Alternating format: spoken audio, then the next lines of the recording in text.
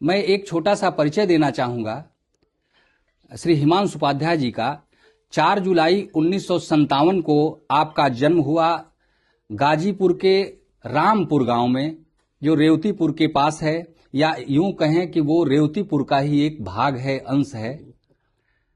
माता गंगोत्री उपाध्याय शिक्षा काशी हिंदू विश्वविद्यालय, आजीविका के रूप में जनवार्ता, स्वतंत्र भारत, अमर उजाला, दैनिक जागरण में पूर्णकालिक पत्रकार के रूप में आपने सेवा दी है।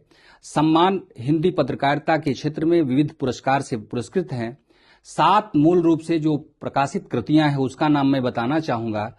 आज नहीं तो कल कविता संग्रह, एक दिया यादों का कविता संग्रह, काशी की शिक्षण संस्थाओं का इतिहास, क्रांतिवीर सचिंद्र नाथ सान्याल और यशस्वी संपादक नरेंद्र मोहन, ज्योति कलश छलके यात्रा वृतांत है, और जो मैंने शुरू में बताया था वृद्ध विमर्श, उसमें भी जो अवकाश प्राप्त वृद्ध हैं उनकी समस्याओं को उद्धृत करती हुई एक बहुत अच्छी पुस्तक आई है, लौटती हुई धूप।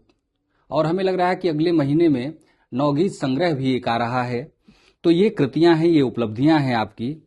मैं भैया से ये प्रश्न पूछना चाहता हूं कि 1923 में मतवाला नाम की एक पत्रिका संपादित हुई थी, वो निराला ने संपादित किया था, और उसके मोटो के रूप में उसके आवरण पृष्ठ पर अकबर इलाहाबादी की पंक्तियां छपती थी। खींचो न कमानों को, न तलवार निकालो, जब तोप मुकाबिल हो तो अखबार निकालो। तो एक वो दौर था 1923 का। और आज का दौर है कि अर्जुन सिंह चांद नाम के अभी कभी जीवित हैं। उन्होंने क्या लिखा कि लश्कर भी तुम्हारा है, सरदार तुम्हारा है, तुम झूठ को सच लिख दो, अखबार तुम्हारा है। इस दौर के फरियादी जाएं तो कहां जाएं, कानून तुम्हारा है, दरबार तुम्हारा है। तो इस दोनों दौर के बीच हिमांशु उपाध्याय अपने को कहां पाते हैं, इस पर मैं चाहता हूं कि इसका जवाब दें। धन्यवाद भाई अक्षय जी। ये दोनों बातें आपने कही अखबार को लेकर, दोनों अपने दौर की सही चीजें हैं।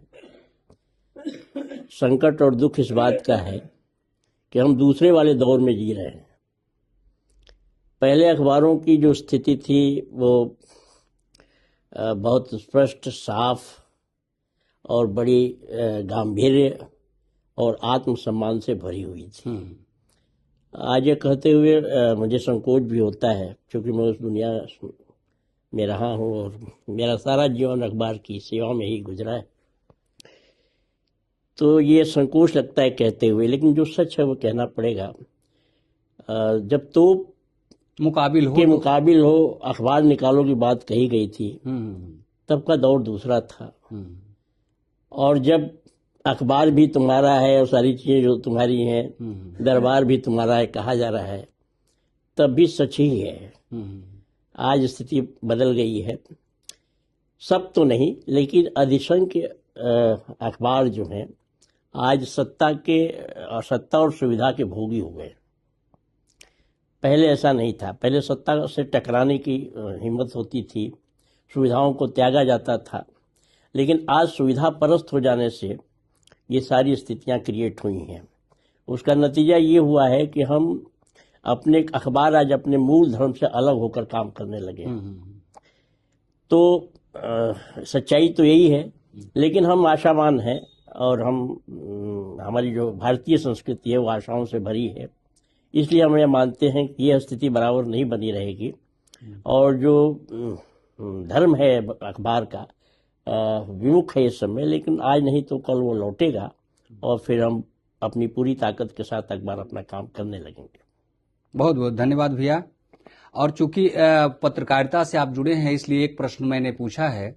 वैसे आज नवगीत दिवस है, और हमारा दूसरा प्रश्न है कि नवगीत दिवस को 5 फरवरी को मनाने के निर्णय को आप किस साहित्यिक दृष्टि से देखते हैं? अक्षय जी, सवाल तो आपका बहुत अच्छा है, लेकिन ये सवाल एक ऐसे भंवर में आज फंसा हुआ है जिस पर साफ तौर पे बात करना मैं ठीक नहीं मानता।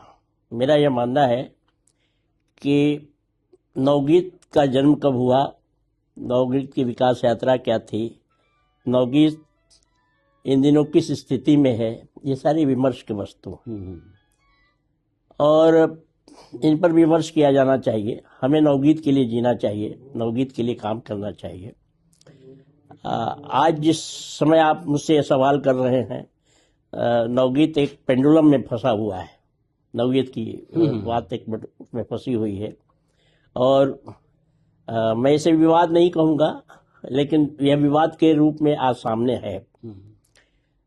किंतु मेरा यह मानना है कि नवगीत के जो जनक हैं, जहाँ जिस नवगीत के जन्म पर यह विवाद शुरू हुआ है, ये चूंकि आपने सवाल किया इसलिए बात मुझे थोड़ी सी छेड़नी पड़ रही है। तो नवगीत का जो जन्म काल है, आपने पूछा कि उसका साहित्यिक मंतव्य क्या है।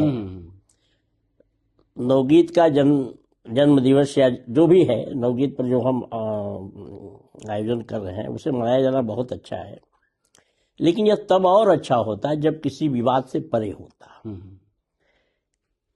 किसी का जन्म अगर विवाद में आ जाए तो उस जन्म की सार्थकता पे सवाल खड़े हो जाते हैं। उसी तरह नवगीत के जन्म पर अगर कोई विवाद आ रहा है, होना यह चाहिए कि इस पर ठीक से विचार विमर्श कर सारे लोगों को, जो हमारे हमसे पहले के लोग काम कर रहे हैं या अग्रज हैं, इन पर बात करते और एक अच्छे ढंग से इसको मनाया जाता है। और आज हम उसी ढंग से मना रहे हैं। हम चाहते ये हैं कि, लेकिन अभी जैसा कि आपने शुरू में कहा कि बहुत अच्छी आपने बात कही, तो संक्षेप में आपने सारी बात बता दी जो विवाद का विषय है। लेकिन एक बात ये जरूर समझने की आवश्यकता है कि जैसे इलाहाबाद की गोष्ठियों में, परिमल की गोष्ठियों में डॉक्टर शंभूनाथ सिंह ने बराबर ये कहा कि नवगीत की चर्चा की, और यह तब कह रहे थे वो जब 2 साल बाद गीतांगिनी की चर्चा हुई, गीतांगिनी में नवगीत की चर्चा हुई। ठीक है, 58 में। अब वो साक्ष्य ढूंढा जा रहा है कि कोई लिखित साक्ष्य मिल जाता। आश्चर्य की बात यह है कि अब वो दौर पता नहीं कैसा था, लेकिन अगर कोई चर्चा कर रहा है 2 साल पहले से, तो उसके उस सीनियरिटी का, उसकी उस वरिष्ठता को आप नकार नहीं सकते। निश्चित, भले वो वाचिक रहा हो, लेकिन उसको नकारा नहीं जा सकता। तो ये मुझे लगता है कि ये जानबूझ के ऐसी स्थिति क्रिएट हुई है, चाहे जहां से हुई है, जिससे नवगीत उलझ कर रह जाए।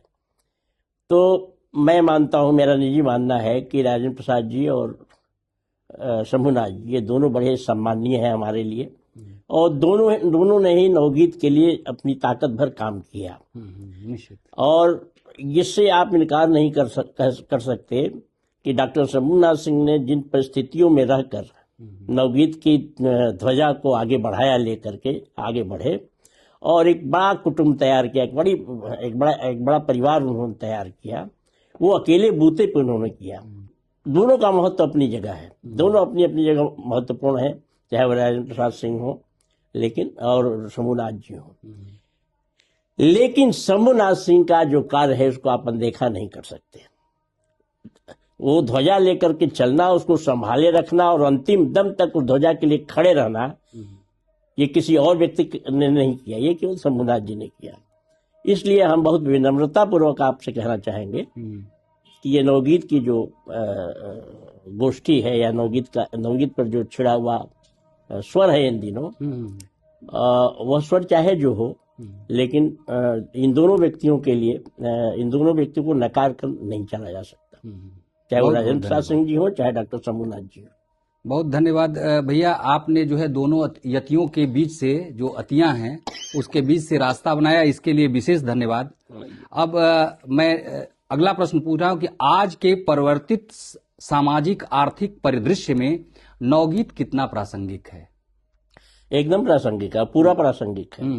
देखिए, जो नवगीत है ना, वो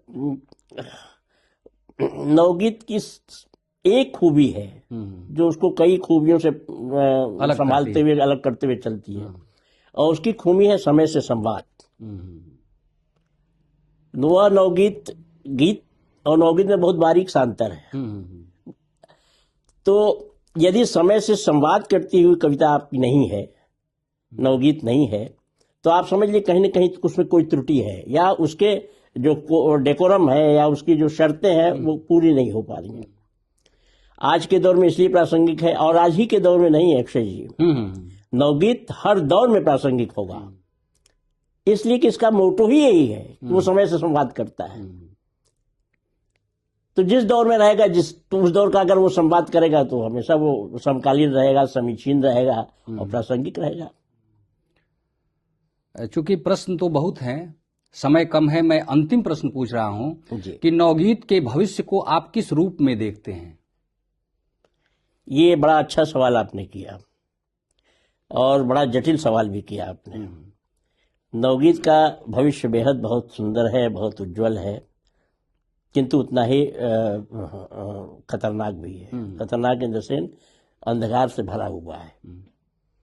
नवगीत की जो नई परंपरा आ रही है, आप जिस दौर में नवगीत लिख रहे हैं अक्षय पांडे जी, मैं उसे निजी तौर पर नवगीत का नवकाल मानता हूँ, नवगीत का नया दौर मानता हूँ, जहाँ